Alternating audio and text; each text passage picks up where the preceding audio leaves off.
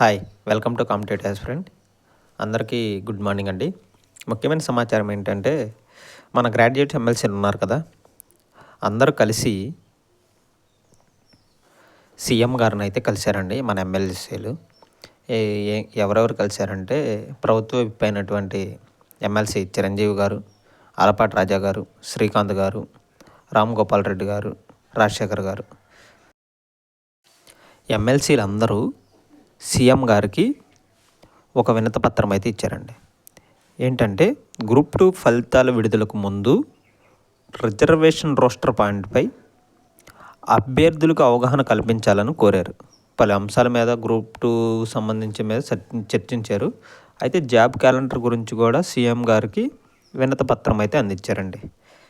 So కొంచెం ఇది పాజిటివే, ఎందుకంటే మన తరపు నుంచి సీఎం గారికి డైరెక్ట్గా ఎమ్మెల్సీలే వినతిపత్రం ఇచ్చారు కాబట్టి కొంచెం అంటే మన గురించి రోస్టర్ పాయింట్స్ గురించి ఇంకా కొంచెం ముందుకు కదిలినట్టే. ఎందుకంటే రోస్టర్ పాయింట్స్ మీద మిస్టేక్స్ ఉన్నాయా లేవా అనేది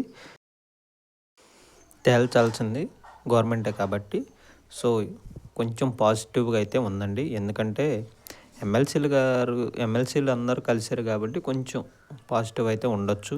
సో చూద్దాం ఏం జరిగిద్ది ఏంటనేది. మనం కోర్టును అయితే ఆశ్రయించాం కాబట్టి.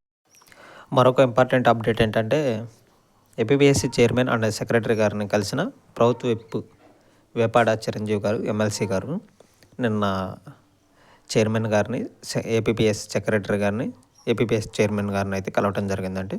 అయితే అందులో కొన్ని పాయింట్స్ని చిరంజీవి గారు ఒక వినతిపత్రం ద్వారా అందజేయడం జరిగింది. ఇద్దరికి, చైర్మన్ గారికి, సెక్రటరీ గారికి ఇద్దరికి ఒక వినతిపత్రం అయితే అందించారండి. దాంట్లో ఇంపార్టెంట్ పాయింట్స్ ఏంటంటే మీకు తెలియజేస్తాను.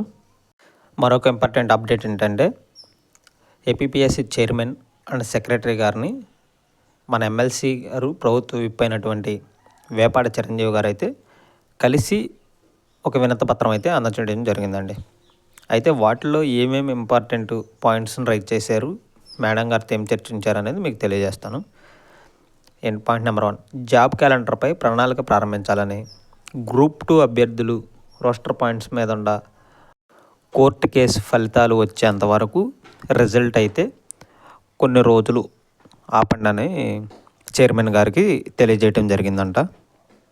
Point number 2, FBO and ABO మరియు ఎఫ్ఎస్ఓ 2 పరీక్షలు ఒకే తేదీన పడినవి. అయితే రెండింటికి ఇబ్బంది లేకుండా నిర్వహించాలని చిరంజీవి గారు విజ్ఞప్తి అయితే చేశారు చైర్మన్ గారికి అండ్ సెక్రటరీ గారికి.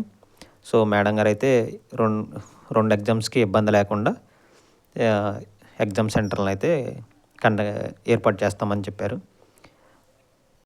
గ్రూప్ 1లో ఎంపికైన వారి మార్కులు వెబ్సైట్లో అందుబాటులో ఉంచుతామని, మిగిలిన వారు మార్కులు కోరిన ఎడల వాళ్ళు కోరితే తెలియజేస్తామని చైర్మన్ గారు చెప్పారంట. Okay, point number 3.